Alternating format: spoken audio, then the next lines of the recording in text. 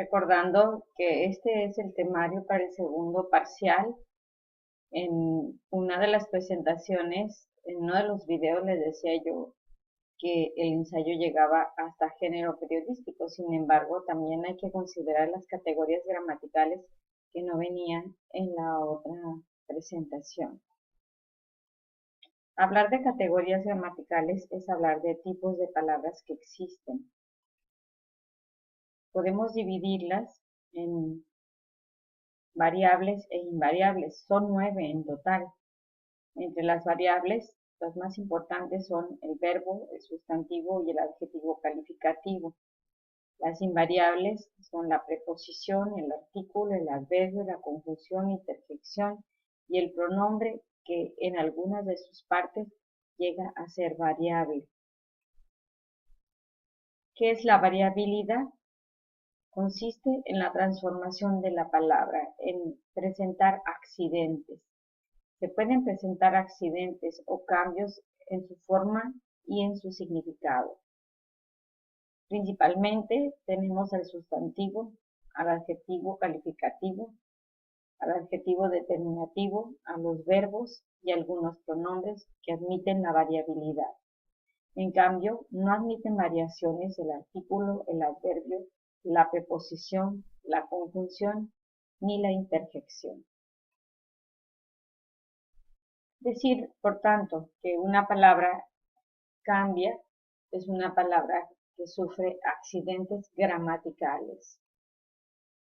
Veamos el sustantivo, que es una de las más variables. El sustantivo sirve para designar cosas, seres, personas. Lleva dos morfemas muy importantes que son el género, que me indica femenino o masculino, y el número, que me indica si es singular o es plural. Normalmente el género lo vamos a determinar por su terminación. Normalmente una palabra terminada en A es femenino, terminada en O es masculino, como por ejemplo chico, chica, baronesa, tenor.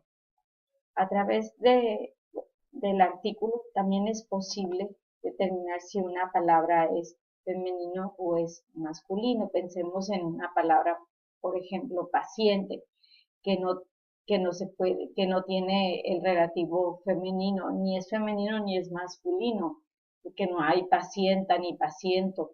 Y entonces cuando se trata de un paciente femenino decimos la paciente, y se trata de un paciente masculino decimos el paciente. Hay sustantivos para los cuales tenemos un masculino en específico y otro diferente para el femenino. Caballo es para el masculino y yegua es para femenino. Hay otros sustantivos, se conocen con el nombre de epicenos, que aunque terminen en A o aunque terminen en O, no son ni masculino ni femenino. El hecho de que terminen en cualquiera de esas letras no indica ni que es femenino ni es masculino. Por ejemplo, tortuga y camaleón. ¿Y qué requerimos para podernos referir a una tortuga que es femenina? Necesitamos decir la tortuga hembra. Y si queremos referirnos al que es masculino, decimos la tortuga macho. Lo mismo con el camaleón hembra y el camaleón macho. El número se determina como singular o plural. Hay voces que nada más admiten una S al final y con ello ya tenemos el plural de la palabra. Hay otras que requieren que agreguemos ES. Y bueno, hay reglas para poder saber si se le agrega una S o si se le agrega ES. Si la última, si acaban en vocal que es tónica, por ejemplo, una palabra aguda como la palabra café o la palabra sofá, la regla es que nada más se le agregue la S. Si acaba en una vocal tónica como la U, por ejemplo, tenemos la opción de agregar o una sola S o agregar la ES, por ejemplo. Hindú, hindúes o hindús, de las dos maneras es correcto. Las agudas que terminan en S no requieren una S de más, entonces si es mes, necesitamos decir meses. Es importante agregar la E para que tenga sentido. Y las llanas y esdrújulas que terminan en S no varían. Por ejemplo, los lunes, los miércoles, las gafas, las tijeras, ya sea singular o plural, siempre es igual. Los sustantivos se dividen en comunes y los comunes lo podemos dividir en concretos y abstractos. Los concretos son los que se pueden percibir a través de los sentidos. Hay incontables como el agua. Yo no puedo decir una agua o dos aguas, puedo decir una botella de agua o dos botellas de agua. Y por eso se llama incontable. Lo mismo el aceite es incontable. En cambio hay otros sustantivos que son contables porque yo puedo contar cada unidad. Por ejemplo, manzana, una manzana, dos manzanas, tres manzanas. Hay comunes individuales que se refieren a una sola, por ejemplo, de oveja, y el individual es tal cual oveja.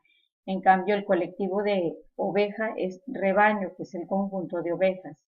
Soldado es el individual, el sustantivo individual, y el colectivo es ejército, que es el conjunto de soldados. Pensemos en los sustantivos que son abstractos. Lo son porque no se pueden percibir a través de los cinco sentidos, sino que sabemos que existe pero no lo podemos ver, no lo podemos palpar. Por ejemplo, el miedo o la belleza. Los sustantivos que son propios se llaman así porque nombran a las personas o nombran a las ciudades. Se llaman topónimos cuando se refiere a los nombres de los lugares o de los países o de las ciudades. Se llaman antropónimos los nombres que sirven para nombrar a las personas. Por ejemplo, Juan. Ahora vámonos al adjetivo calificativo y las funciones que tiene dentro de una oración. Un adjetivo calificativo permite expresar propiedades o características del sustantivo al que acompaña. Concuerda tanto en género como en número al sustantivo que acompaña. Por ejemplo, bueno, buenas, buenos, buenas. Si digo bueno, quiere decir que mi sustantivo es masculino y es singular. Si digo buenos, mi sustantivo deberá ser masculino plural. Algunos adjetivos no tienen género. Por ejemplo, fácil o inteligente. No decimos inteligenta y para fácil es imposible darle un femenino. El adjetivo calificativo sufre aparte del género y el número, sufre otro accidente llamado grado. Pensemos en el adjetivo tal y como está, así en su forma original está en su grado positivo, sin modificarlo. La palabra nuevo es un adjetivo calificativo en grado positivo. Si lo pongo en grado comparativo, entonces me estoy comprometiendo a compararlo con la cualidad de otra. Por ejemplo, si digo más nuevo que el tuyo o menos nuevo que el tuyo, es comparativo y es superlativo cuando la cualidad se expresa a su máxima intensidad, como por ejemplo cuando digo está muy nuevo o está novísimo. Cuando el adjetivo calificativo comparativo es de superioridad, puede ser Juan es más alto que yo, puede ser de igualdad, Juan es tan alto o es como yo, o es tan alto como yo. Es de inferioridad cuando indica menor grado, Juan es menos alto que yo. El superlativo puede ser absoluto y puede ser relativo. Es absoluto cuando ya no hay algo mayor. Por ejemplo, pensemos en la palabra caro, es el adjetivo en positivo. Y si lo digo en superlativo absoluto, digo un piso carísimo. No hay algo más caro que lo carísimo. Lo puedo decir también como muy caro o también lo puedo expresar como súper caro. Y cuando el superlativo es relativo, cuando estoy hablando que eh, entre varios, ese es el más caro de, aparece la palabra de, el más caro de, el menos caro de, es decir, estoy indicando que de un grupito ese va a ser el más caro o el menos caro. Este es un cuadro comparativo en que podemos expresar las palabras del lado izquierdo en su grado positivo y luego en comparativo y luego en superlativo, así como lo hacen también ustedes en inglés. De bueno, mejor, óptimo. Malo, peor, pésimo. Pequeño, menor, mínimo. Grande, mayor, máximo. En inglés dirías good, better y best. Así es que funciona igual que en inglés. Hay adjetivos que son especificativos porque a diferencia del sustantivo me da otras realidades semejantes. Quiero que vean el siguiente ejemplo. Los alumnos estudiosos aprobarán y luego yo especifico solo los que estudien. Hay adjetivos que son explicativos, se llaman epítetos. Solo da información de cómo es la realidad y va antepuesto. Es una realidad que tú ya de antemano conoces, sin embargo se hace necesario enfatizarla. Por ejemplo, dices, la blanca nieve llena el patio. Pues toda la nieve es blanca, hablando de la nieve que nieva.